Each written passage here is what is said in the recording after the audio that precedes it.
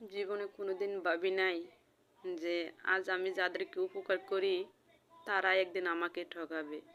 কোনোদিন ভাবি নাই। তবে একজন লোক একটা কথা আমার বলছে যে দেখো, তুমি যাদেরকে আজকে টাকা পয়সা দিয়ে হেল্প করো, উপকার করো, তারাই কিন্তু একদিন তোমারই চিনবে না।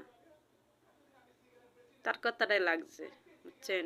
তখন গুরুত্ব দিছি না, পাত্তা দিছি না, কারণ সেই লোকটা আমারে ঠগাইছে। ঠগানোর কারণে তার কথাটি বেশি একটা গুরুত্ব দিতাম না। তো জীবনে রক্তের সম্পর্কের মানুষের অনেক উপকার করছে, অনেক। টাকা পয়সা কন, নিজের সম্মান কন, নিজের নাম কন, নিজের পার্সোনাল যত পাসপোর্ট আছে, যত যা আছে সব কিছু দিয়ে উপকার করছি। ঠিক আছে, আজ আমি বিপদে পড়ছি, আমার পাওনা জিনিস আমি তাদের কাছে চাইতে আছি, পাইতাছি না। আমার পাওনা জিনিস তো ভাবতে পারি নাই যে রক্তের সম্পর্কের মানুষগুলা এইভাবে আমার সাথে বেইমানি করবে। কোনোদিনও ভাবি নাই।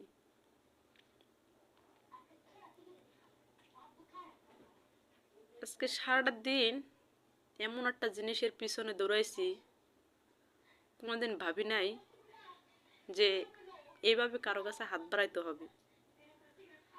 ঠিক আছে, শুধুমাত্র একটা মানুষের কারণে।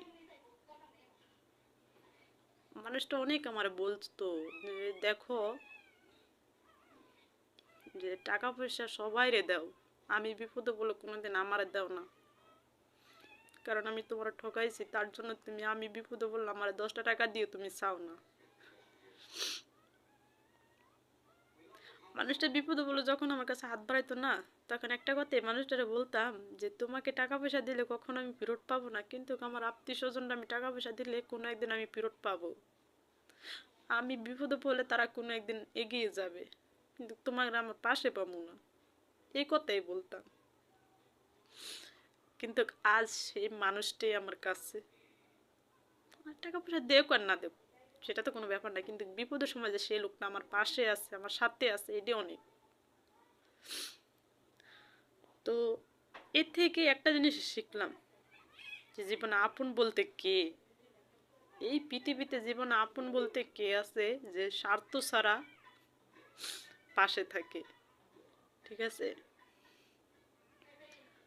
তো আমার সেই মানুষগুলোর কাছে আমার একটাই বলার যে তোমরা আমার রক্তের সম্পর্কের মানুষ হয়ে কিভাবে পারলাম আমার সাথে এই বেমানিটা করতে। কোনোদিন কি